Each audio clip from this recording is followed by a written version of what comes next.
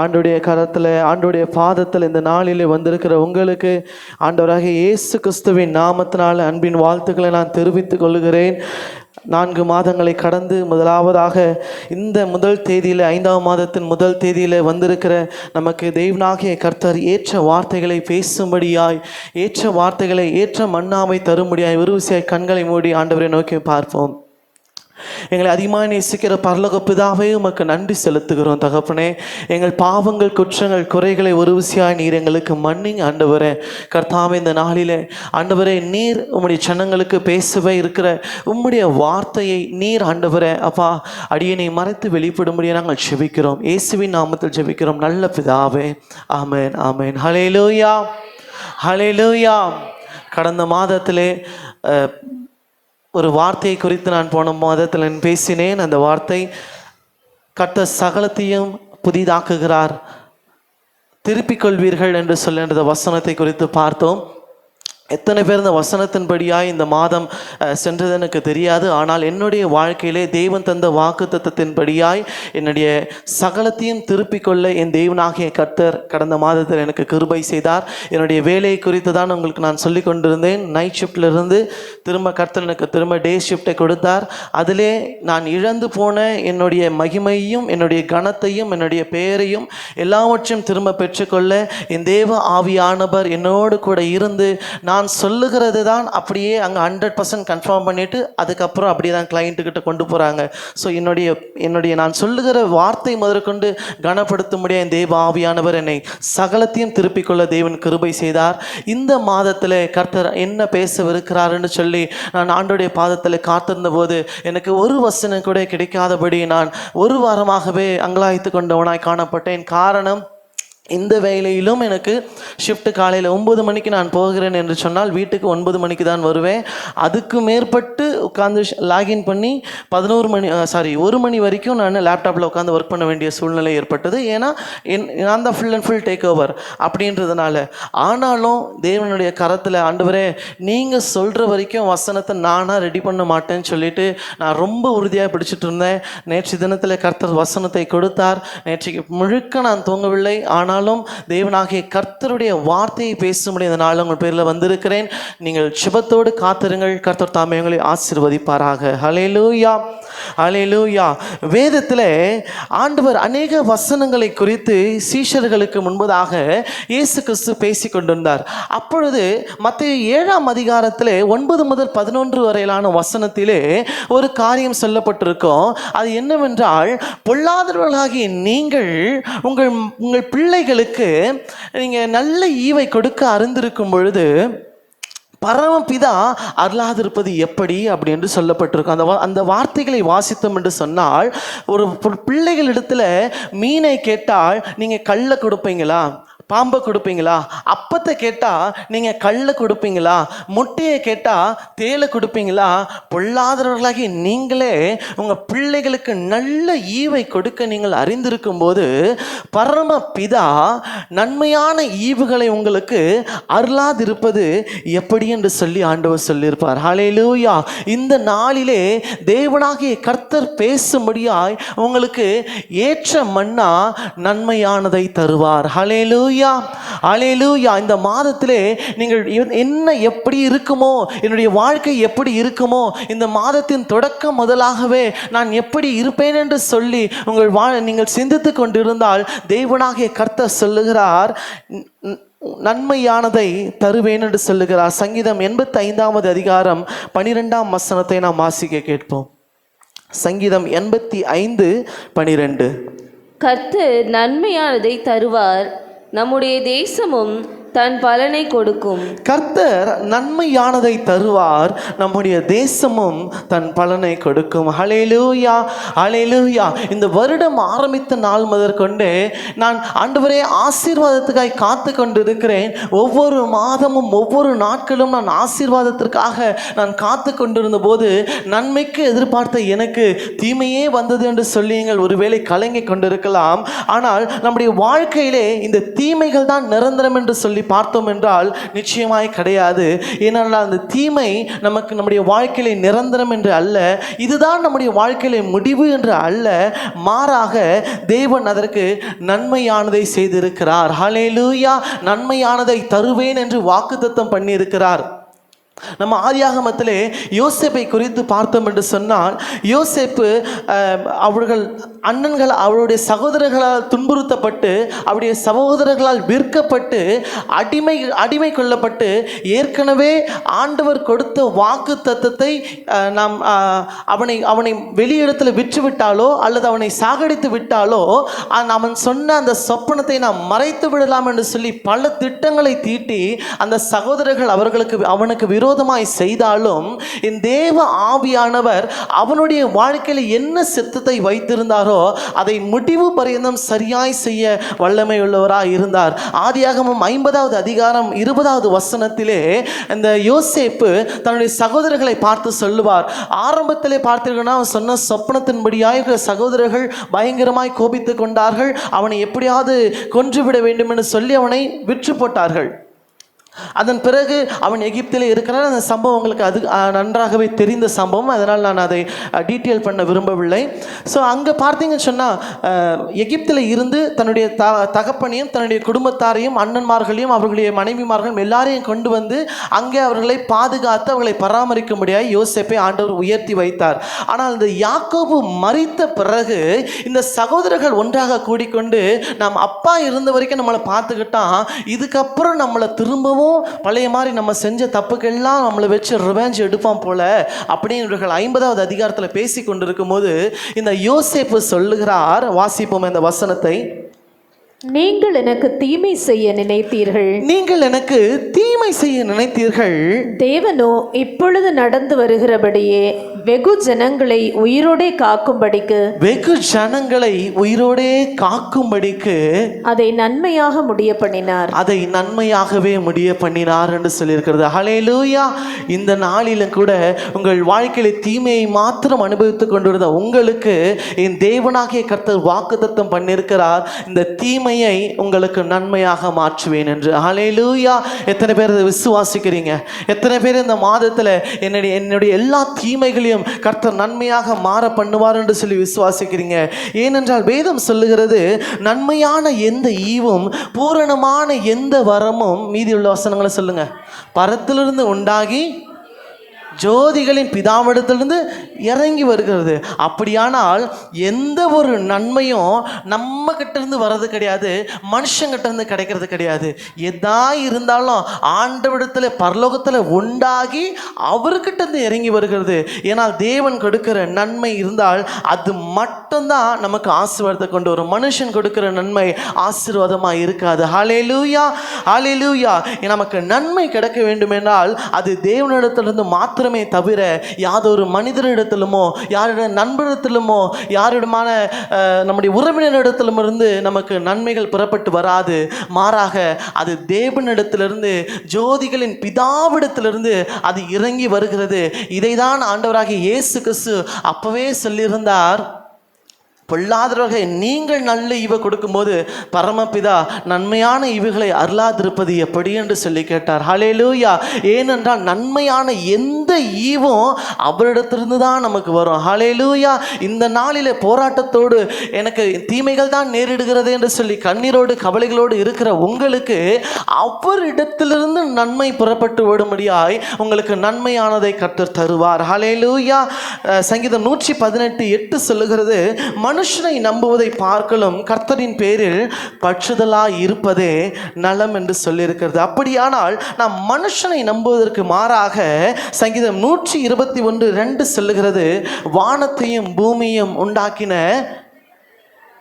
சொல்லுங்களேன், கர்த்தரிடத்திலிருந்து என்ன வரும்? ஒத்தாசை வரும். ஹல்லேலூயா. ஹல்லேலூயா. நமக்கு நன்மை பரலோகத்திலிருந்து உண்டாகி வருகிறது.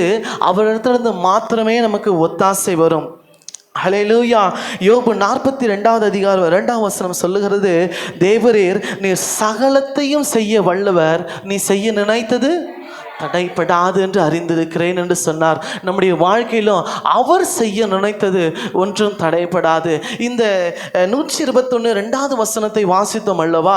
என்னுடைய ஜெபம் ஒரு கிட்டத்தட்ட ஒரு 2-3 வருடங்களாக எப்படி இருக்குதுன்னு சொன்னால், இந்த ஒரு வசனத்தை நான் குறிப்பிட்டு ஜெபிப்பேன். ஏன்னா எங்களுடைய பிரச்சனைகளின் நிமித்தமாய், எங்களுடைய போராட்டத்தின் நிமித்தமாய் நாங்கள் யாராவது எங்களுக்கு உதவி செய்வார்களா, யாராவது எங்களுக்கு ஹெல்ப் பண்ணுவாங்களா, ஒரு இத்தனை லட்ச ரூபா கொடுத்தா நாங்கள் இப்படி இந்த பிரச்சனை நாங்கள் விடுதலை வந்துருவோமே அப்படின்னு சொல்லி எங்கள் நினைக்கும் போதெல்லாம் எந்த மனுஷனும் நமக்கு உதவி செய்ய முடியாது.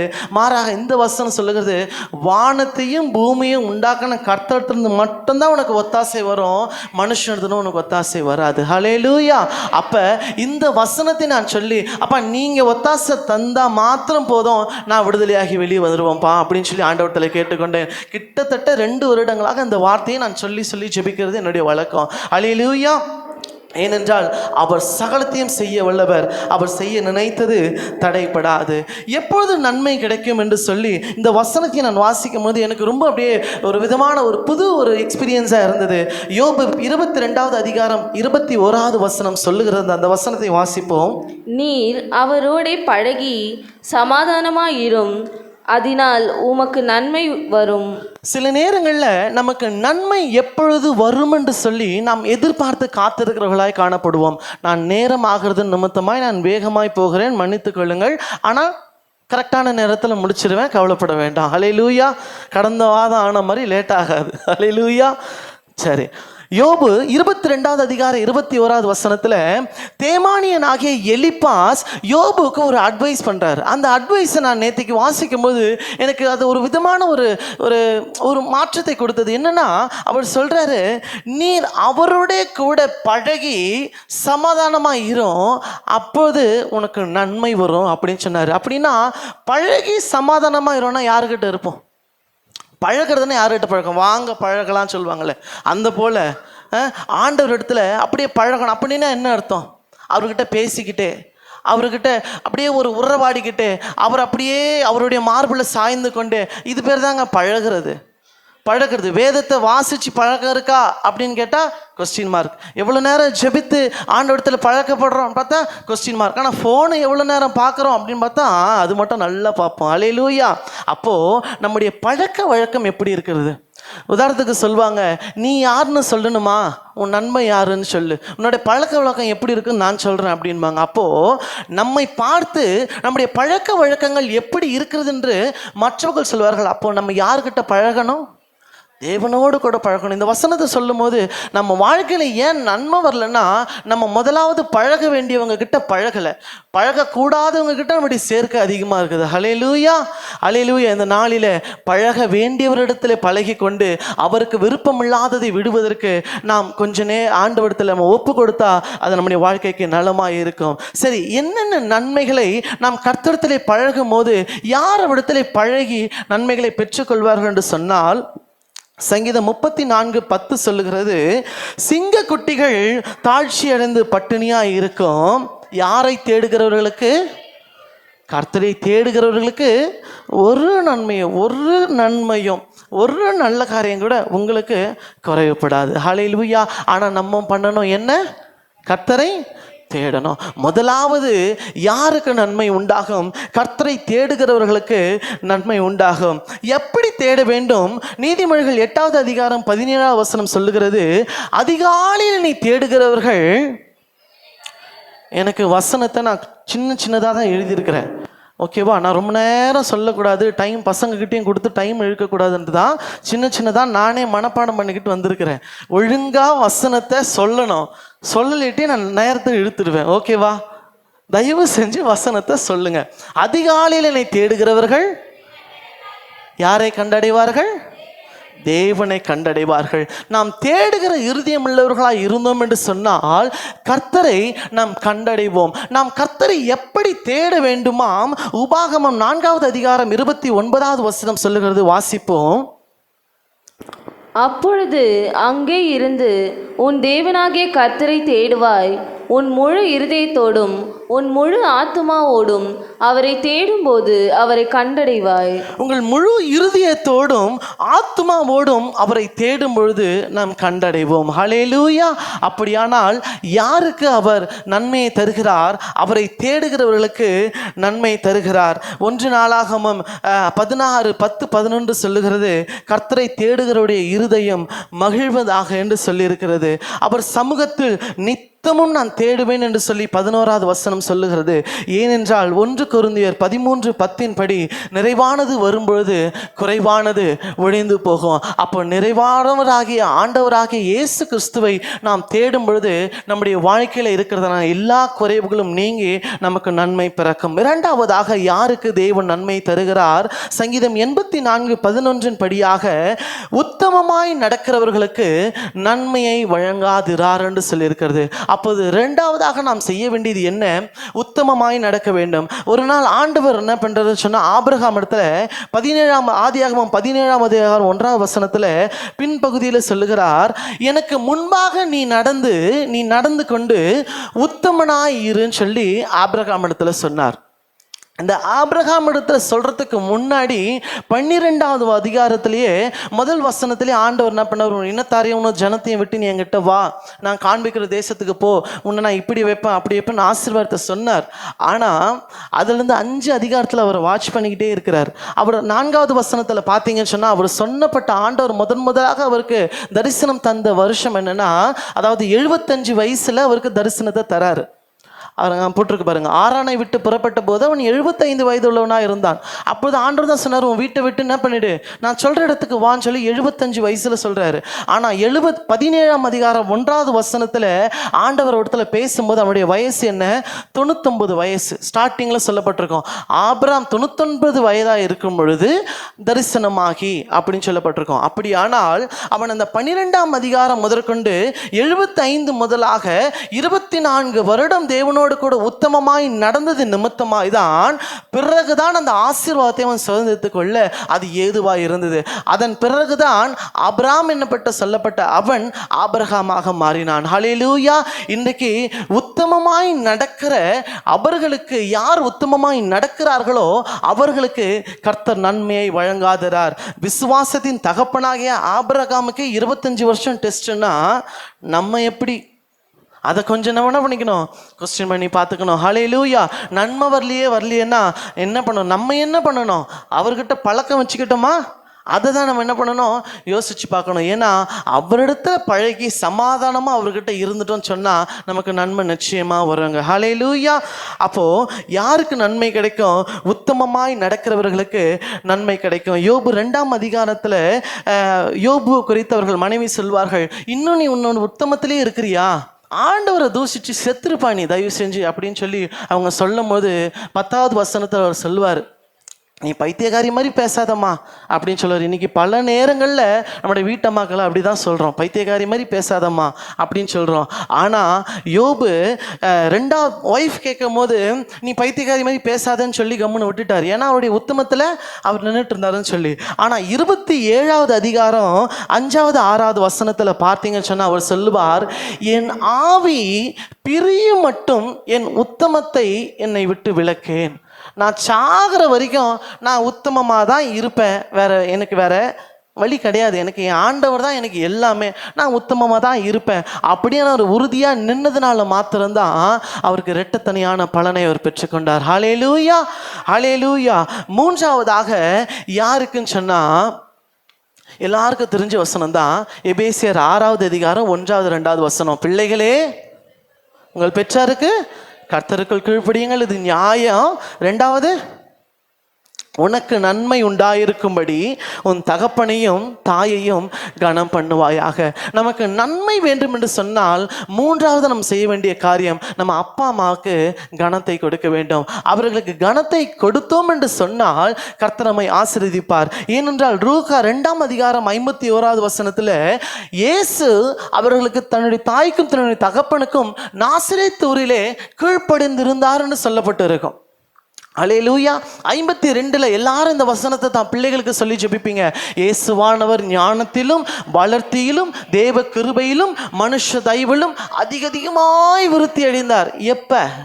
தன் தாய்க்கும் தகப்பனுக்கும் கீழ்ப்படிஞ்சிருக்கும் போது ஆட்டோமேட்டிக்காக அவருக்கு வேண்டிய நன்மைகளை பிதா கொடுத்துட்டே இருந்தார். ஹல்லேலூயா, ஹல்லேலூயா. இன்னைக்கு நம்முடைய அப்பா அம்மாவுக்கு, நம்முடைய போதகருக்கு, நம்முடைய குடும்பத்தாருக்கு நாம் கீழ்ப்படுகிறோமா?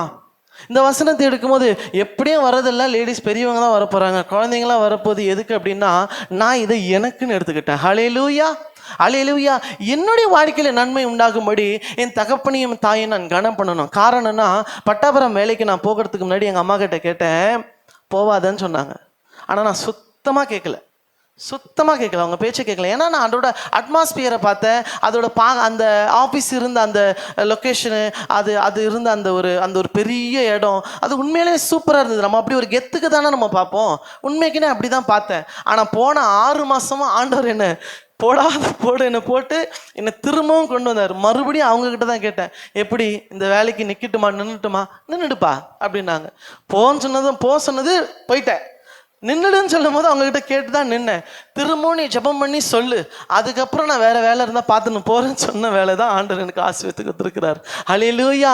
அப்படியானால் தாய்க்கும் தகப்பனுக்கும் நம்ம கீழ்ப்பட வேண்டியது ரொம்பவே அவசியங்க. ஹல்லேலூயா, ஹல்லேலூயா. அவங்க வயசாயிட்டாங்க, அவங்க அவ்வளோதான், அவங்களுக்கு ஒன்றும் தெரியாது நம்ம நினச்சிட்டு இருப்போம். ஆனால் அவங்க ஆண்டவரிடத்துலேருந்து கேட்டு பெற்றுக்கொள்கிற நன்மைகளை நமக்கு தரும்போது அதுக்கு கீழ்ப்படிஞ்சு தாங்க ஆகணும். ஹல்லேலூயா.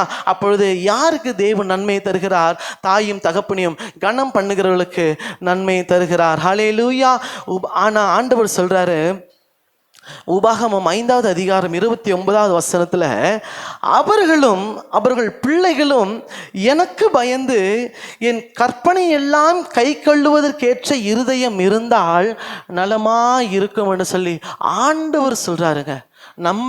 நம்ம பிள்ளைங்க அவருடைய வார்த்தையை கேட்டு அவருடைய கற்பனைகளை கை கொள்ளுகிறதான இருதயம் நமக்கு இருந்தா போதும், அது நல்லா இருக்குமே அப்படின்னு ஆண்டவர் எதிர்பார்க்குறாருங்க. இன்னைக்கு ஆண்டவர் எதிர்பார்க்குற அந்த ஆசையை நிறைவேற்ற எத்தனை பேர் இருக்கிறோம்?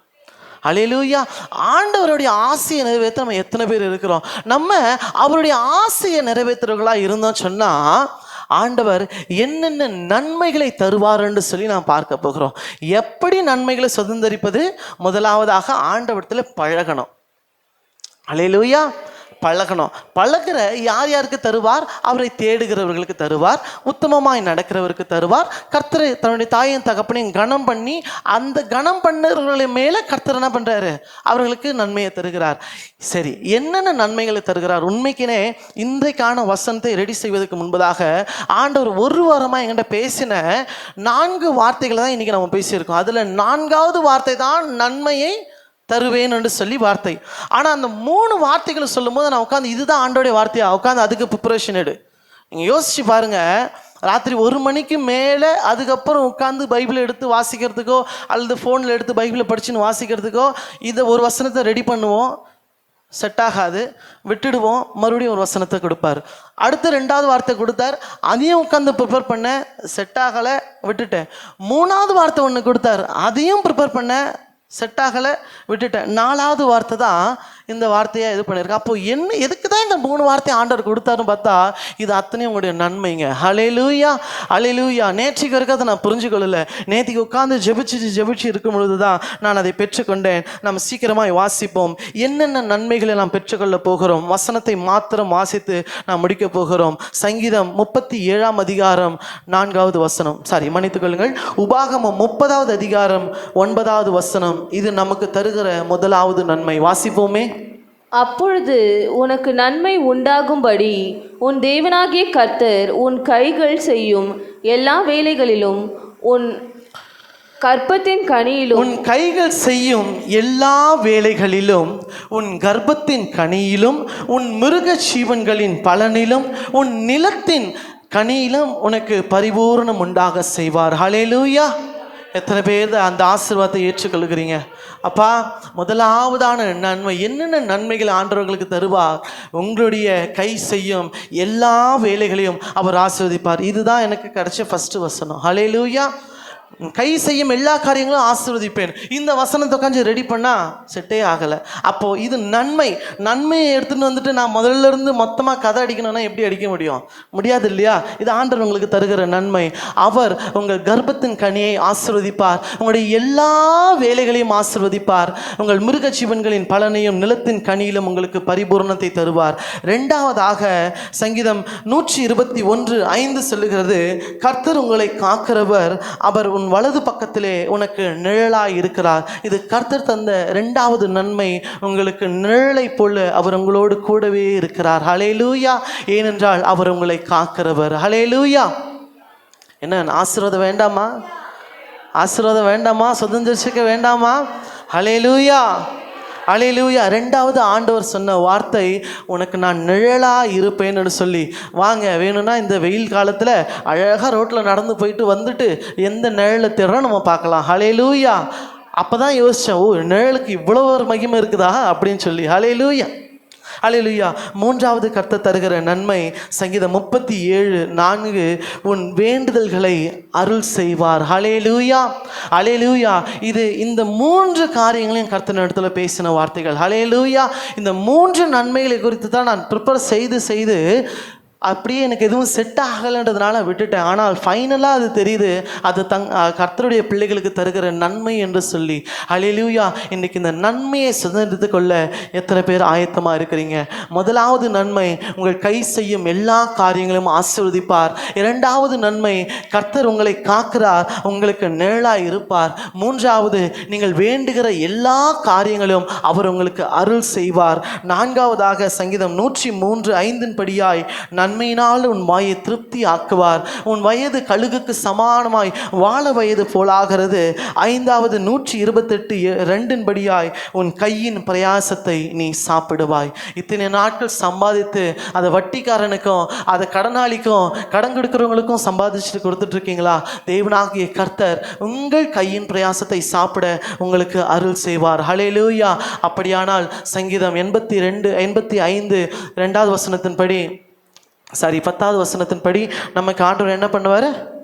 12வது வசனத்துப்படி கர்த்தர் நமக்கு நன்மையானதை தருவார். சங்கீதம் 85:12 இதுதான் இந்த மாதத்தின் வாக்குத்தத்தம். கர்த்தர் உங்களுக்கு நன்மையானதை தருவார். கண்களை மூடி ஜெபிப்போம். எங்களை அதிகமாக நேசிக்கிற பரலோக பிதாவே, உமக்கு நன்றி செலுத்துகிறோம் தகப்பனே. ஆண்டவரே, இந்த நாளில் சொல்லப்பட்ட வாக்குத்தத்தத்தின்படியாய் எங்களுக்கு நன்மையானதை நீர் கட்டளையிடுங்க. உம்முடைய வசனத்தின்படியாய் எங்களுக்கு சொன்ன அந்த 5 நன்மைகளையும் எங்கள் வாழ்க்கையில் கட்டளையிட போகிறதுக்காக நாங்கள் நன்றி செலுத்துகிறோம். சகல துதிக்கான மகிமையாவும் ஒருவருக்கு ஏறெடுக்கிறோம். இயேசுவின் நாமத்தில் பிதாவே, ஆமென், ஆமென்.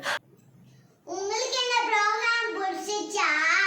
அப்பனா லைக் பண்ணுங்க, ஷேர் பண்ணுங்க, கமெண்ட் பண்ணுங்க, சப்ஸ்கிரைப் பண்ணுங்க. நாங்க உங்களுக்காக ஜெபம் பண்றோம். ஏசப்பாங்களா